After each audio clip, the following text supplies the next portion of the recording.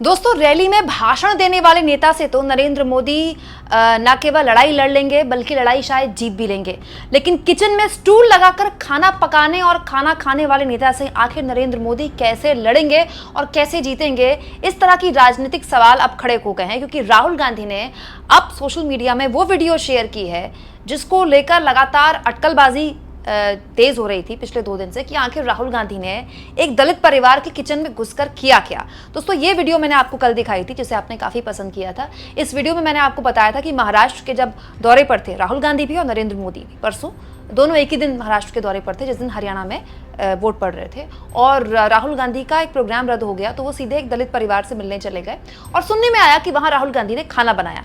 राहुल गांधी ने किचन में जाकर कैसे खाना बनाया, इसकी तस्वीरें अब खुद राहुल गांधी ने शेयर की हैं। ये तस्वीरें न केवल मोदी को परेशान कर सकती हैं बल्कि राहुल गांधी की भविष्य की राजनीति की एक झलक भी दोस्तों दिखाती है।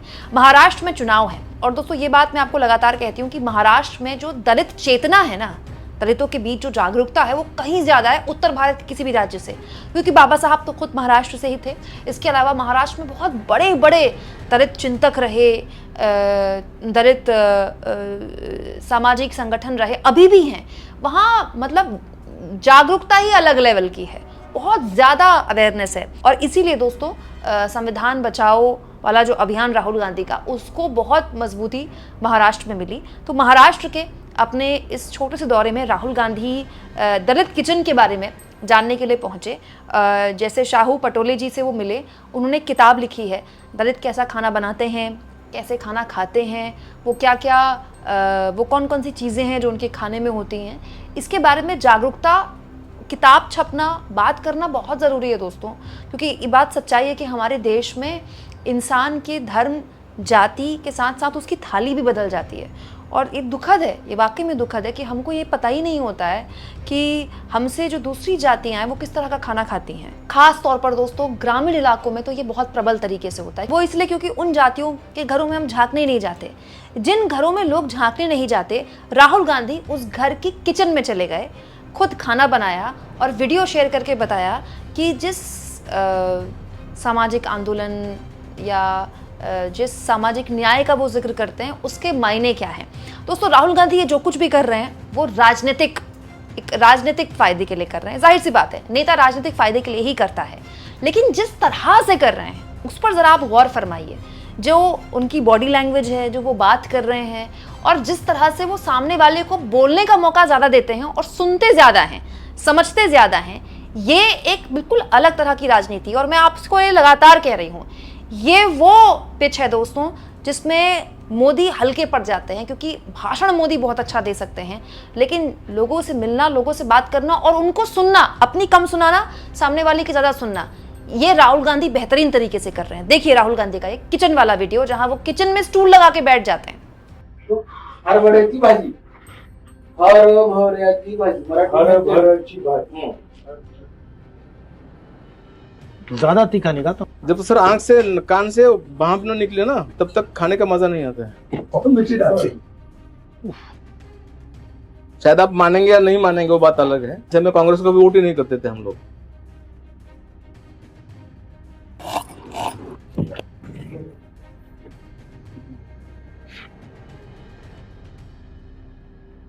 मेरा नाम शाहू पटोले है। मेरा गांव का नाम खामगांव है, एक छोटा सा देहात है उसके बगल में। मेरी ये बुक आ गई है, दलित किचन्स ऑफ मराठवाड़ा।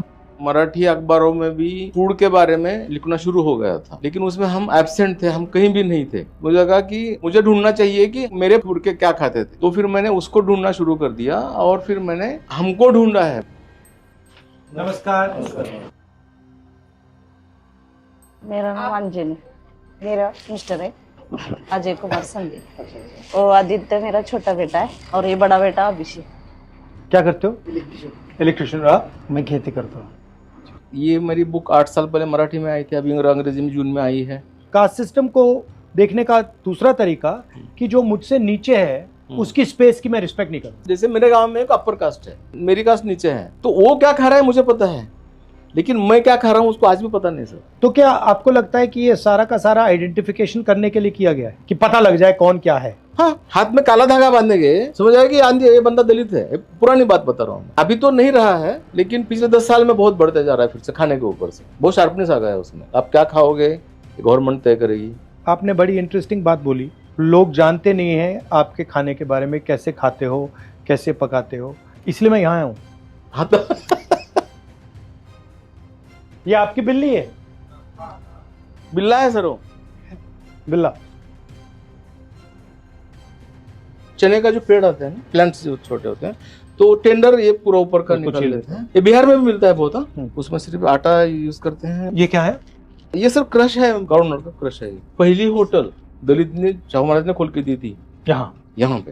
रोज सुबह शाहू महाराज वहां जाके चाय पीते थे पहले।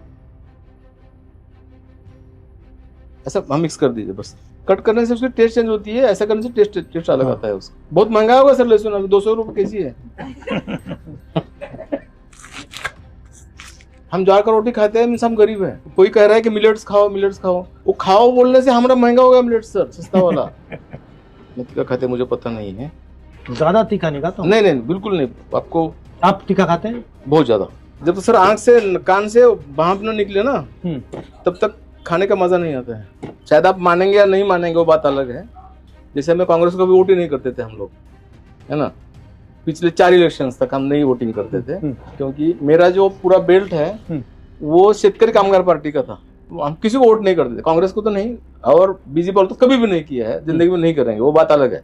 लेकिन पीडब्ल्यूजी को शेतकरी कामगार, वो पार्टी खत्म हो गई अभी। तो हमारे पास एक ही पर्याय बचा था कि आपके पास आए हैं, तो आपके भारत जोड़ो में आया था मैं। खाने को धर्म से जोड़ा हुआ है। आप क्या खाते हो, इसलिए आप बड़े हो या छोटे हो। ये आपने यहाँ लिखा है कि ये जो कल्चर है ये आपकी रिस्पेक्ट नहीं करता है। नहीं करता है। तो इसके बारे में आप मुझे बताइए कि ये आपकी डिसरिस्पेक्ट, ठीक है, एक तो डायरेक्ट डिसरिस्पेक्ट हुई कि भैया हम आपको छुएंगे ही नहीं, बराबर। और एक डिसरिस्पेक्ट हुई कि भैया आप जो खा रहे हो उसके बारे में हमें कोई इंटरेस्ट नहीं है, बराबर। बट ये इनडायरेक्ट भी होती है सर। सब तो सर आज इनडायरेक्ट कैसे डिसरिस्पेक्ट? आज भी फिर मैं गांव में आज भी मैं गांव में रहता हूँ। मेरा गांव थोड़ा छोटा नहीं सर। मेरे बगल में कोई घर है अपर कास्ट का, तो उनको आज भी पता नहीं कि हम क्या खा रहे हैं। वो आपके घर नहीं आएंगे? घर आएंगे, खाएंगे नहीं, चाय भी नहीं पिएंगे। नहीं आज भी। और डायरेक्टली आपको कह देंगे या बहाना बनाएंगे? नहीं बहाना नहीं आएंगे। हमको पता है कि नहीं आएंगे, बात खत्म हो गई ना। अब ये ऑफिसर था, ये इतना बड़ा आदमी हो गया तो डिस्टर्ब मत करो। नहीं ऐसा भी नहीं है, लेकिन आओ वो उसकी बात नहीं। लेकिन आज मतलब आपके ऑफिसर रैंक की रिस्पेक्ट हो रही है? हाँ राइट। आपकी रिस्पेक्ट कास्ट की रिस्पेक्ट नहीं है वो। दोनों भाई का हाथ का खाना खाएंगे। हरभऱ्याची भाजी, हरभऱ्याची भाजी मराठी में त्याला हरभरा बोलते हैं।